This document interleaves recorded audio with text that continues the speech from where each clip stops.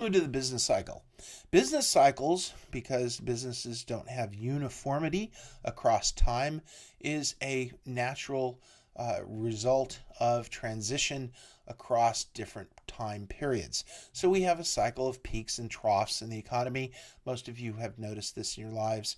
And so the peak is the transition before the or the end of the expansion, and of course the start of a contraction. The trough occurs at the bottom, usually the recession, and then the economy starts to move into a period of recovery. There are cyclical industries. Which means they have an above average sensitivity to the state of the economy. Examples are producers of consumer durable goods. Examples, autos. In the middle of a recession, are you going to buy a car? I don't feel like buying a car because, unless I absolutely need one, I'm a little worried about my job, etc. So autos would naturally go down in a recession. In addition, capital goods. Capital goods are goods used by other firms to produce their own products. In other words, a new machine to increase a production line. Well, if you're in the middle of a recession, you're not going to bet on the economy getting better.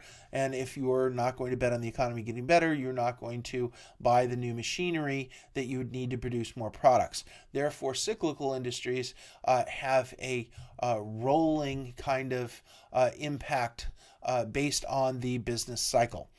They also typically have high betas because they're going to bounce around with the economy. Now, defense industries have little sensitivity to the business cycle. Examples include food producers and processors. We eat, doesn't matter how the economy is going, we're all going to consume a certain number of calories, and therefore we could have a company that produces products that is almost recession proof. Not quite, because certainly you'll eat less or certainly eat a different amount of or a different type of food if the economy is slow. Pharmaceutical firms, we're still going to buy our drugs even in a slowdown. And of course, public utilities, no one's going to turn off their electric bill. Now, we may have a little slowdown in this. The economy is going down, everybody goes down with it. So you will buy a little bit less food. You'll probably buy lower quality food or lower diversity of mix of your food. You're certainly going to try to limit your additional medicine that you need. And of course, public utilities, you can turn your lights off and do other things to reduce your electric bill and so on. They usually have very low betas. In other words, they move less frequently or have less volatility than the overall market.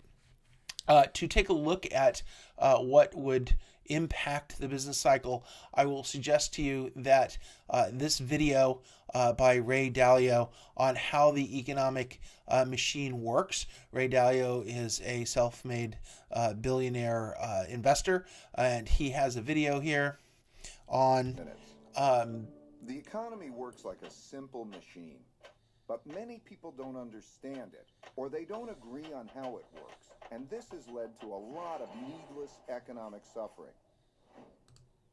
I feel it. So, as you can see, he's got 5 million views. He is a very well-respected investor.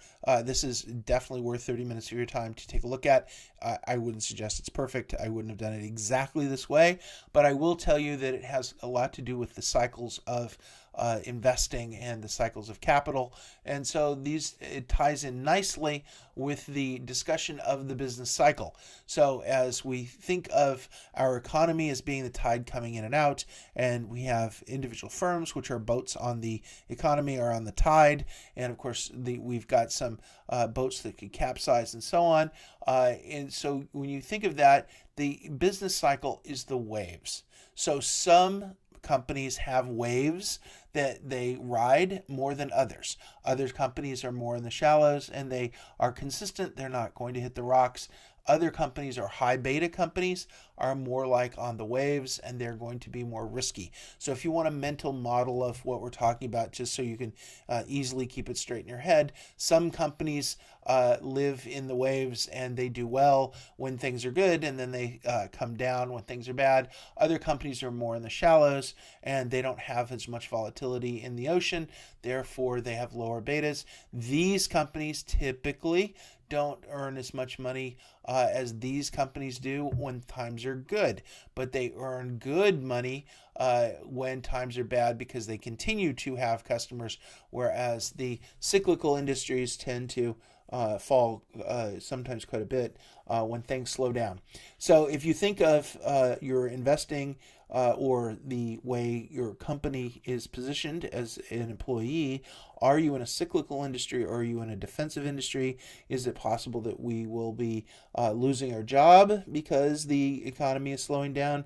Whereas if you're working at PG&E or Pacific Gas and Electric, the electric company here, or the utility company here in the Bay Area, if you're working there, well, they're going to keep pretty much everyone all the time. On the other hand, if you're in a tech startup or in some sort of consumer company, it's entirely possible that in a deep recession that you could lose your job. So think about it not only as the investing on which companies are going to do well, but also think about it in your personal life of where am I positioned within the economy? Is there a potential that I'm going to be riding a cycle that I'm not aware of? So be thinking of the business cycle not only in your investing and the investments outlook, but in your own personal life and how you're positioning your career. So let's move on to some economic indicators.